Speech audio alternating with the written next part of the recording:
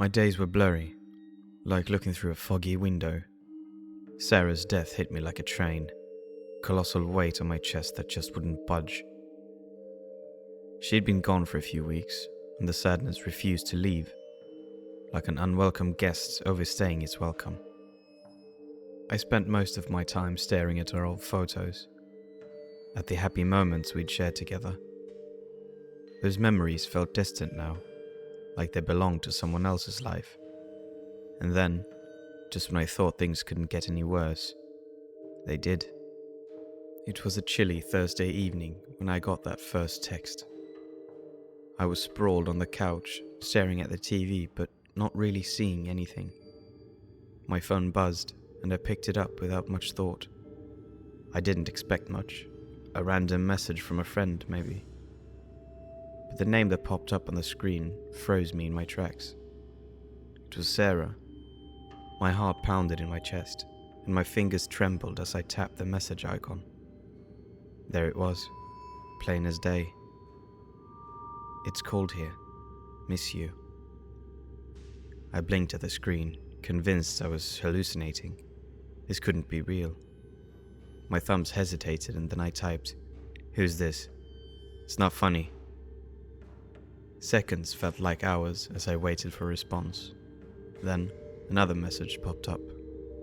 "Sarah, miss you. So cold. Help." My heart raced, and I felt a bead of sweat forming on my forehead. I knew it couldn't be her. Sarah's gone. There was no coming back from that car wreck. But despite my logical mind screaming at me, a small part of me wanted to believe. I typed, "Stop it. It's not funny." The reply came quickly. "I'm here with you." My skin prickled, and I looked around the room, half expecting to see her standing there.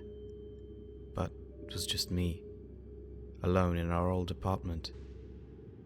I took a deep breath and texted back, "Shut up. Who is this really?" The reply was swift, and the words sent icy chills down my spine. "I'm Sarah. Love you. Don't leave me. So cold." My heart was in my throat now, and I couldn't shake the feeling that someone was watching me, even though I was alone. I glanced out the window, half expecting to see her face staring back at me. But there was nothing there. Just a dimly lit street and the occasional car passing by. I had to know for sure. "Prove it.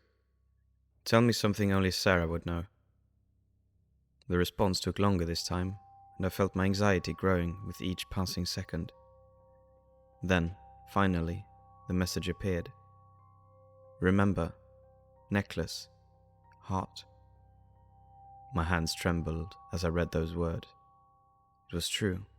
She had given me a necklace on our anniversary.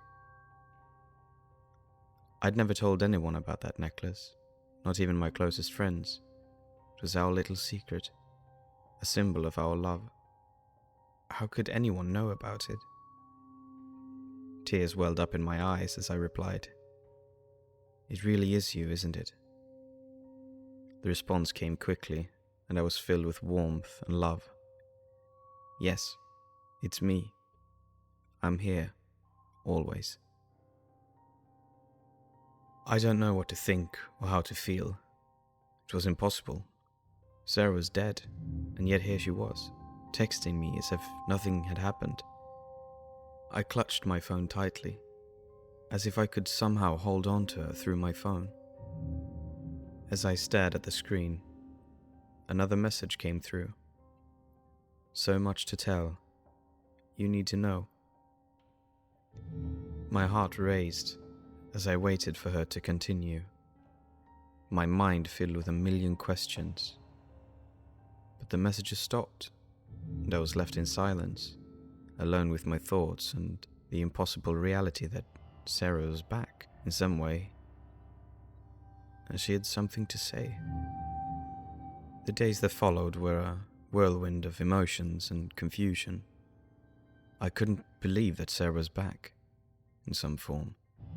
but I also couldn't shake the feeling that something wasn't right. Sarah's messages continued, each one more cryptic than the last. She spoke of the cold, of darkness, and of a presence that seemed to hover over her.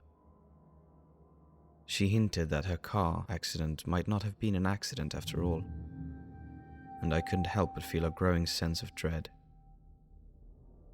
One evening, as I sat on the edge of my bed, staring at the latest message from Sarah, my phone buzzed again. "Meet me, Old Bridge," she said. My heart pounded in my chest. I knew the bridge she was talking about. It was the place where we used to go to escape from the world, to be alone together. But how could I meet her there? She was gone. I texted back, "I can't believe you're really back. But how can I meet you? You're not here." The reply came swiftly. "Trust me. At midnight." Midnight felt like an eternity away, but I couldn't ignore the pull in my chest, the desperate need to see her one more time. I agreed to meet her, even though it felt like madness. As the night wore on, I couldn't concentrate on anything else.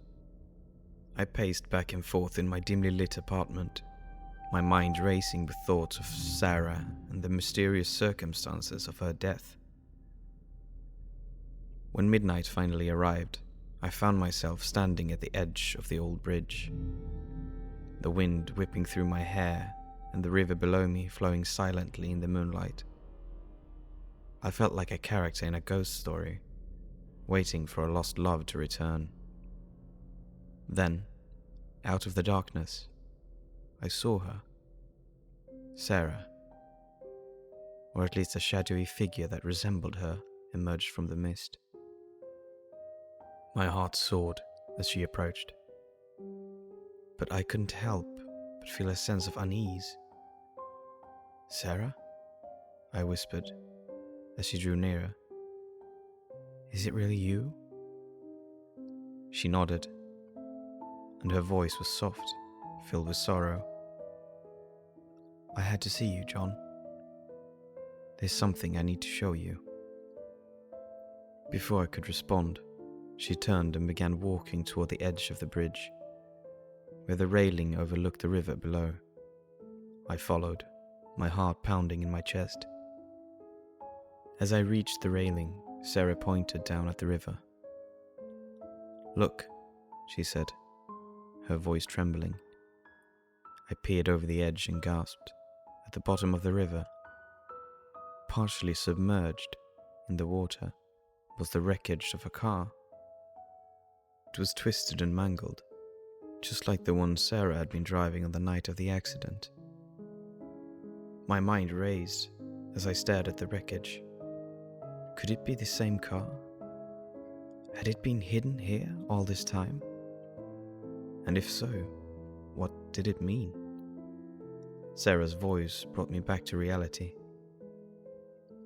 "They wanted to make it look like an accident, John. But it wasn't. I was murdered." The words hung in the air like a heavy fog. I couldn't process what she was saying. Murdered? It was too much to bear. "Who did this to you?" I whispered, my voice choked with emotion. Sarah shook her head, tears glistening in her eyes. "I don't know, John, but I need you to find out. You're the only one who can help me." I nodded, my determination growing with each passing moment. I would uncover the truth no matter how dark and twisted it might be. Sarah had come back for me, and I would do whatever it took to bring her justice. As we stood on that old bridge, with the moonlight casting long shadows on the water below, I made a promise to Sarah. I would find her killer, no matter where the trail led, and I would ensure her restless spirit could finally find peace.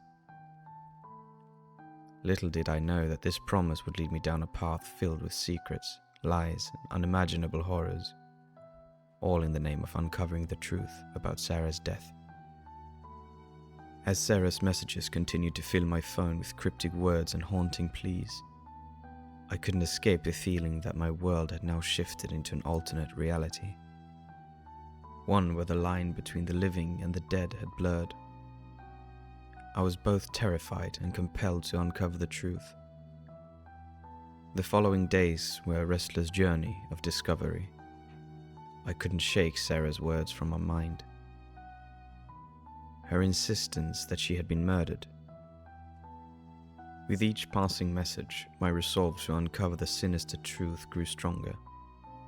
I began my investigation by revisiting the official report of Sarah's accident. It had always seemed straightforward, a tragic car crash on a rainy night. But as I pored over the details, I noticed discrepancies that hadn't caught my attention before. The accident site was different from what I had remembered, and there were no eyewitnesses. It was as if the fact had been deliberately obscured. Determined to delve deeper, I reached out to Sarah's friends and family, asking if they had noticed anything unusual leading up to her accident. It was through these conversations that I stumbled upon a revelation. Sarah had been acting strangely in the days before her death.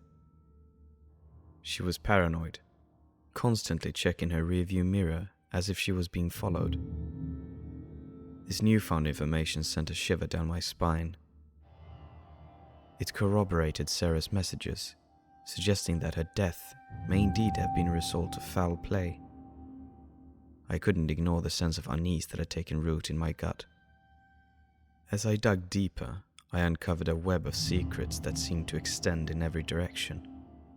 Sarah's workplace held valuable clues. A strange coworker who wasn't honest and liked to make scary promises. Strange occurrences around the office, and a growing sense of paranoia. It was as if the very walls whispered malevolence. One night, I received a message from Sarah that filled me with dread.